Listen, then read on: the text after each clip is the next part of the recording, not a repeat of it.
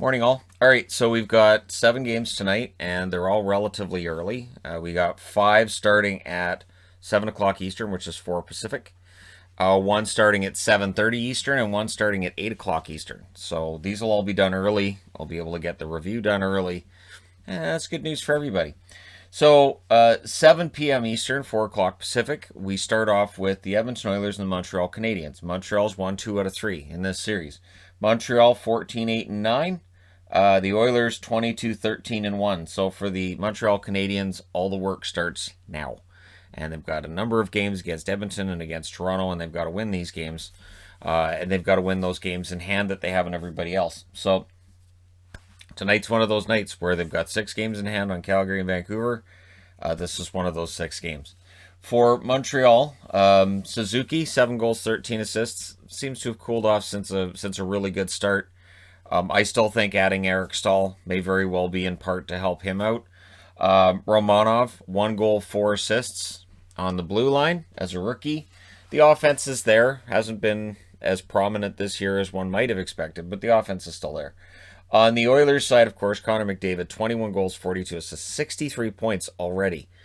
Darnell Nurse, 12 goals, 15 assists for him, 27 points. He's really come into his own this year. And so, yeah, it is 1 forward and 1 defenseman for each team on today's preview.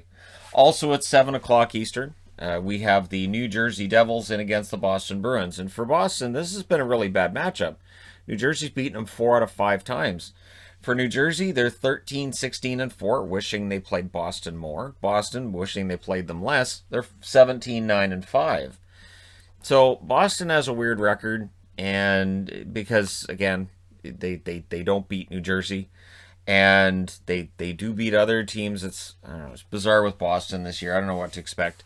On the New Jersey front, Jesper Bratt, still, I think, one of the better kept secrets in this division. 3 goals, 14 assists. The offensive instincts are there. Damon Severson on the blue line, 2 goals, 10 assists. Gets less attention than he used to. Just one of the veterans on the blue line now. I still think he's a pretty good defenseman. On the Boston side, a team that when a guy like Marchand's out, you can see the problem with depth scoring. But against New Jersey, it's just a problem. They haven't had a single 5-on-5 goal in any of the 5 games against New Jersey. That's a problem. Craig Smith, 6 goals, 5 assists for him. Probably need a little bit more from him than they've had so far this year. And Charlie McAvoy's been great. 3 goals, 17 assists. Seems to be playing some of the best hockey of his career over the last couple of weeks. So that's the good news for Boston, as McAvoy seems to be coming into his own. Also at 7 o'clock Eastern, 4 o'clock Pacific, we have the Washington Capitals, who are 23-7-4, in against the New York Rangers, who are 15-15-4. And for the Rangers, they almost came back. They have won 3 out of 5 against the Washington Capitals, but they need to win this one. They can't just get moral victories or, we got close. That's not going to work anymore. So, yeah, we'll see how things go tonight. Tom Wilson, 9 goals, 13 assists for the Washington Capitals.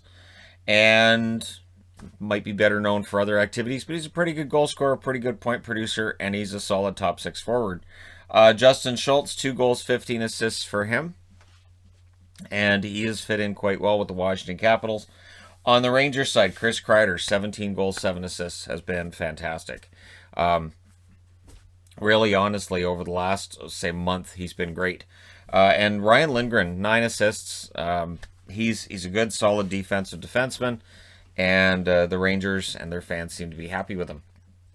At 7 o'clock Eastern, 4 o'clock Pacific, the Columbus Blue Jackets, who are trying to get out of this malaise that they're stuck in, against the Tampa Bay Lightning, who are one of the best teams in the league. For Columbus, they're 13-15-8. Tampa's 24-8-2. They have 6 games left against Tampa, Columbus. Now, Columbus has won 1 out of 2 against Tampa so far this year, but we'll see. Alexander Texier. I talk a lot about Columbus and the players that should be scoring more, and to me, Texier with 4 goals, 6 assists, it's baffling. It's just there's so many guys in Columbus that you think they would be scoring more. Werenski is another one on the blue line, 4 goals, 10 assists.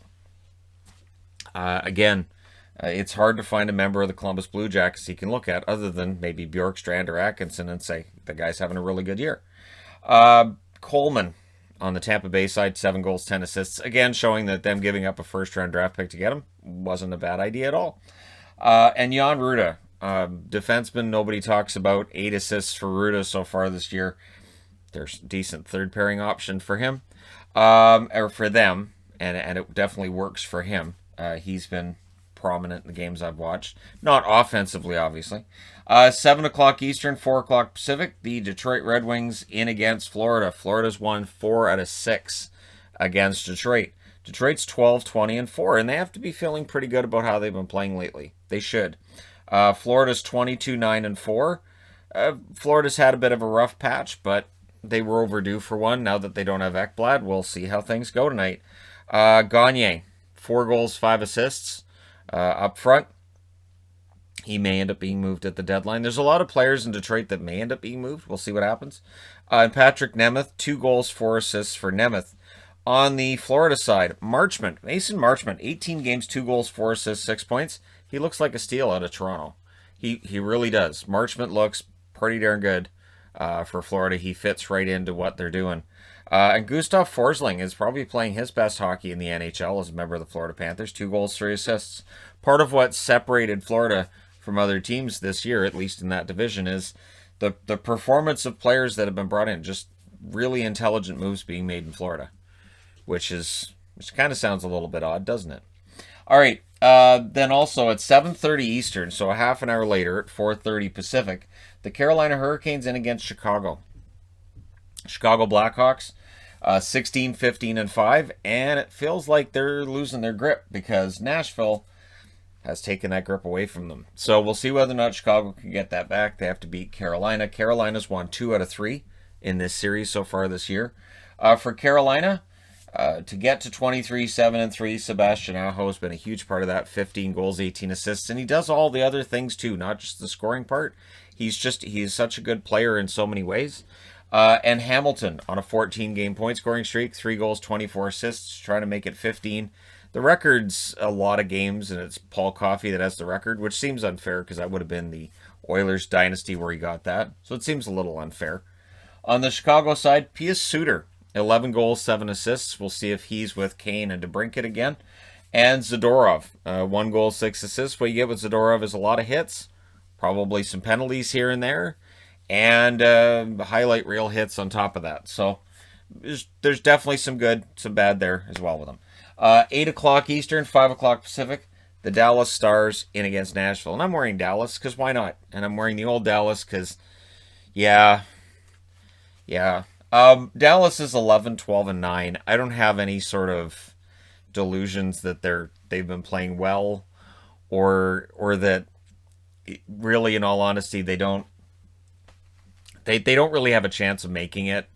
Nashville's 18-17-1, and this is the weird thing because really, when you look at the 500 part, right, like Nashville's a game above and Dallas is a game below, but Dallas has won 11 games.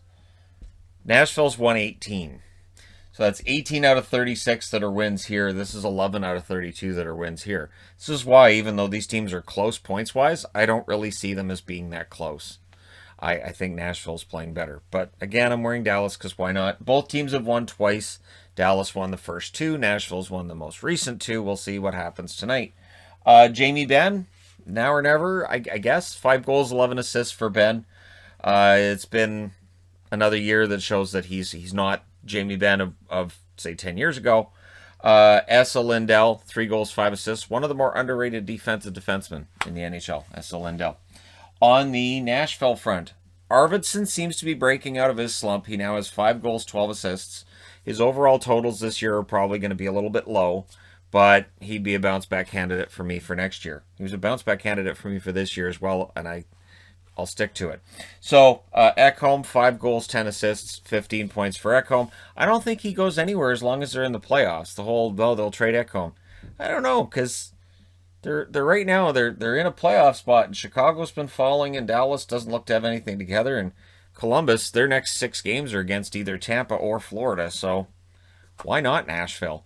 All right, let me know why not Nashville in the comment section below. Don't forget to hit like and subscribe if you're browsing your way through. You just happen upon this video. And hey, thank you guys so much for watching, for all your support. I'll talk to you again soon.